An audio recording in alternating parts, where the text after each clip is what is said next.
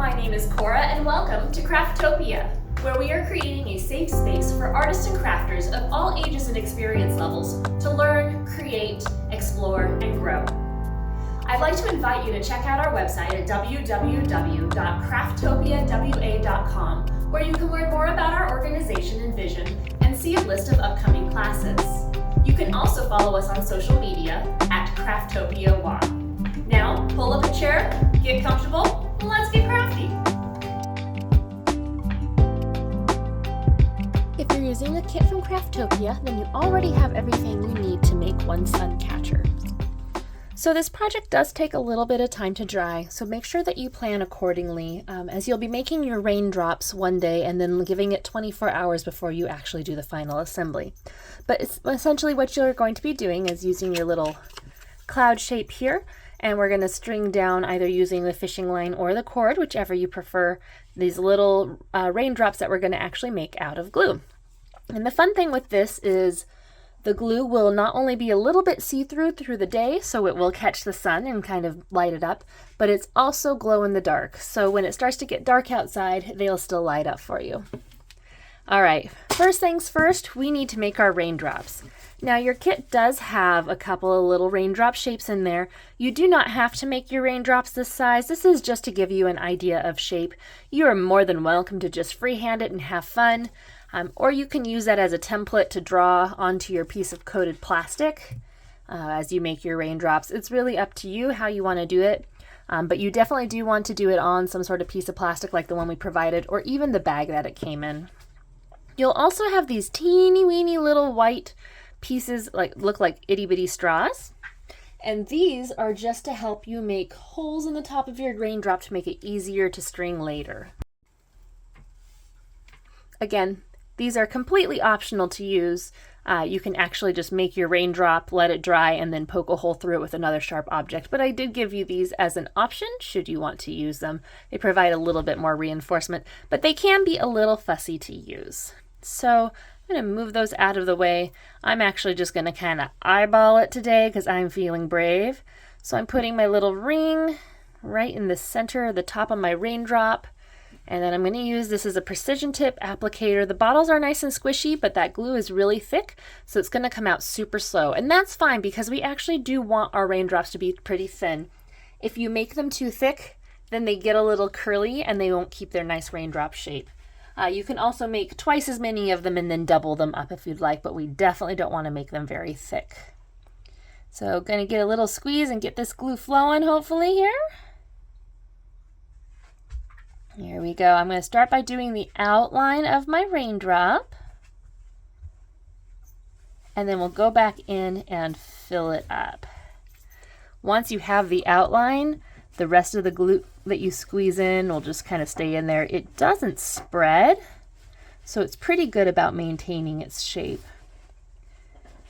This glue also has a little bit of glitter in it, so you might see that. And depending on how much jostling around your kit got, it may have some air bubbles. You can see I've got a couple of here, and you can kind of just smush them around. If you don't pop those air bubbles, they will actually dry in your raindrop, and your raindrop will have little air bubbles. Just a word of wisdom there. Oops. And apparently you can also use it to blow your little dot around. All right, I'm going to get that little dot. That stubborn little dot, it wants to be fussy today. All right, go back where you're supposed to. I'm going to get the glue around it so that it won't wiggle away again. If you're having a hard time getting the glue out of the bottle because it's too thick, you actually can water it down with a couple drops of water as well until it's an easier consistency. It's just going to be a bit thinner when it dries, and it might take a little bit longer. But the time it takes to dry will also depend on how warm it is and how humid it is. So if you're able to do this in a place that's got really good airflow and is a little bit warmer, your raindrops will dry a little faster. I do recommend not doing it right underneath a blowing heater or anything because it turns out that will just blow them away. I learned that lesson. I tried to do this on my kitchen table, which is right underneath where my furnace blows. And once they dried, I had little raindrops everywhere in my kitchen. So, all right. I got it all filled in around that little point there. Just need to fill in this big blob here. And then we'll be good to move on to my next one.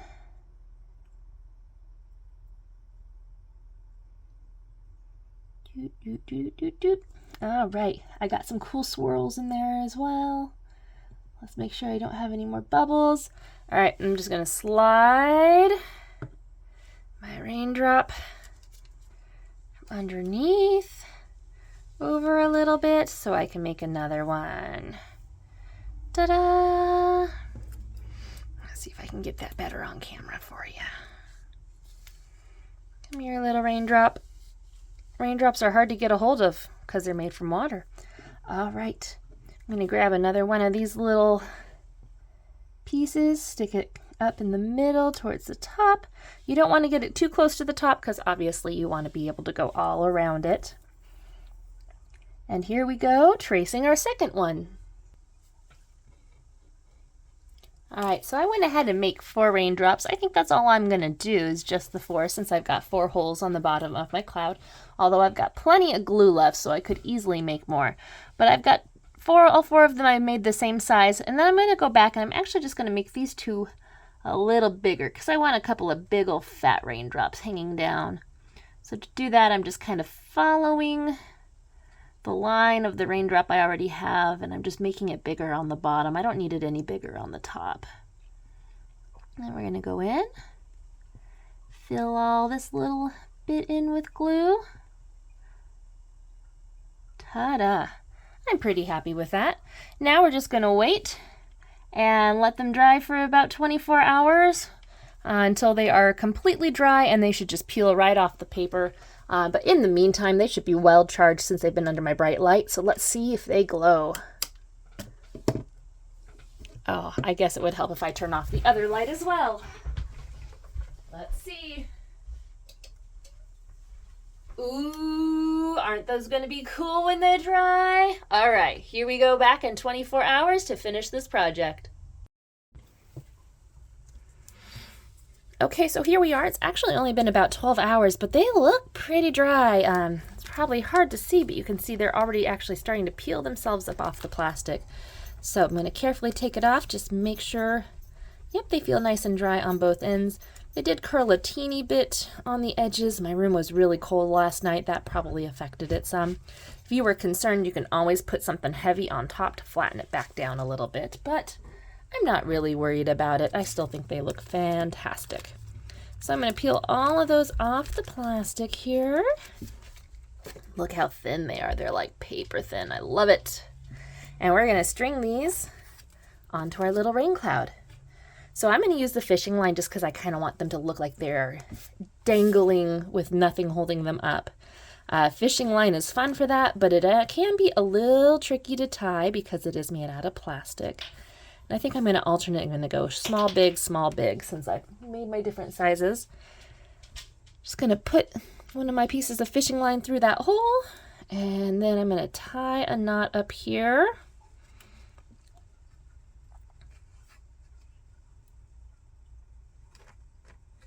Oh, I don't think I got that through all the way, but it should work. I'm going to go ahead and put another knot just in case because I don't feel like that was a very good knot.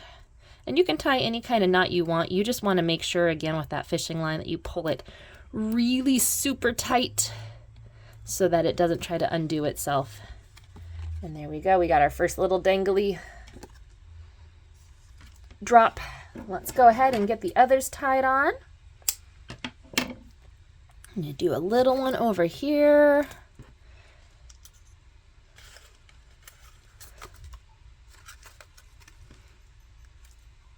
And this is why you've got those little plastic pieces. It definitely makes it a lot easier to get the fishing line threaded through. And tie a knot with both of my little ends.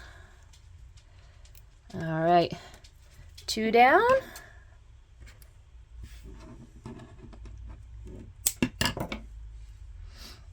Now you could be actually paying attention to how long your pieces are if you wanted to stagger them nicely.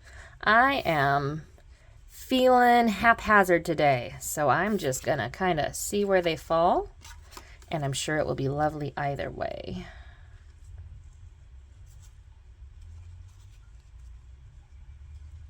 If you made more than 4 raindrops, you could definitely stagger them. You'd be tying 2 in each of those. You could do different lengths.